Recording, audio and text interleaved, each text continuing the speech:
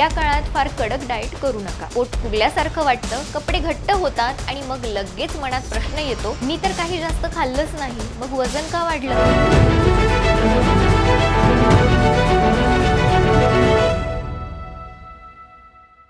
नमस्कार, मी अंजली आणि आपण पाहत आहात weight loss with Asha Kiran.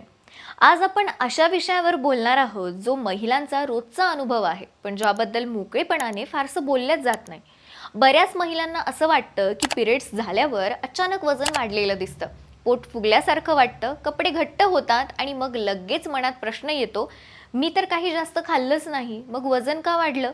तर सगळ्यात आधी एक गोष्ट समजून घ्या, पिरियड्स नंतर दिसणारं सगळं वजन हे फॅट नसतं.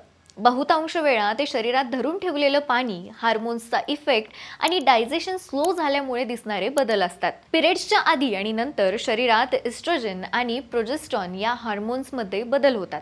या बदलांमुळे शरीर पाणी धरून ठेवतं, ज्यामुळे पोट फुगलेलं वाटतं, वजन 1-2 किलो वाढल्यासारखं दिसतं. याला मेडिकल भाषेत वॉटर रिटेन्शन म्हणतात. याच काळात डायजेशन थोडं स्लो होतं, पोट नीट साफ होत नाही आणि त्यामुळे वजन वाढल्याचा गैरसमज होतो. त्यातच पिरियड्सच्या दरम्यान आणि नंतर गोड, तिखट, खारट खायची इच्छा जास्त होते. हे क्रेविंग्स पूर्णपणे नॅचरल आहेत. पण जर आपण या क्रेविंग्सवर पूर्णपणे ताबा न ठेवल्यास वजन वाढल्यासारखं वाटू शकतं. आता महत्त्वाचा प्रश्न, यावर काय करायला हवं? तर पिरियड्स नंतर सगळ्यात पहिली गरज असते शरीराला हलकं करण्याची. त्यासाठी पाणी नीट पिणं फार महत्त्वाचं आहे. बऱ्याच जणांना वाटतं की पोट फुगलेलं असेल तर पाणी कमी प्यावं, पण खरं म्हणजे या उलट पाणी कमी पिल्यामुळे शरीर अजून पाणी धरून ठेवतं. त्यामुळे पिरियड्स नंतर कोमट पाणी, साधं पाणी थोडं थोडं पण वारंवार प्या. दुसरी गोष्ट म्हणजे मिठाचं प्रमाण थोडं कमी ठेवा, कारण जास्त मीठ वॉटर रिटेन्शन वाढवतं. त्याऐवजी ताक, सूप, भाज्यांचा रस असे हलके पर्याय घ्या. तिसरी महत्त्वाची गोष्ट म्हणजे हलकी हालचाल. पिरियड्स संपल्यानंतर लगेच हेवी वर्कआउट करण्याची गरज नाही. साधं चालणं, हलकं स्ट्रेचिंग, थोडं योगासन हे पुरेसं असतं. यामुळे ब्लड सर्क्युलेशन सुधारतं, सूज कमी होते आणि पोट हलकं वाटायला लागतं. चौथी गोष्ट म्हणजे आहार. या काळात फार कडक डाएट करू नका. उलट भाजी, डाळी, कडधान्य, भात किंवा भाकरी योग्य प्रमाणात घ्या.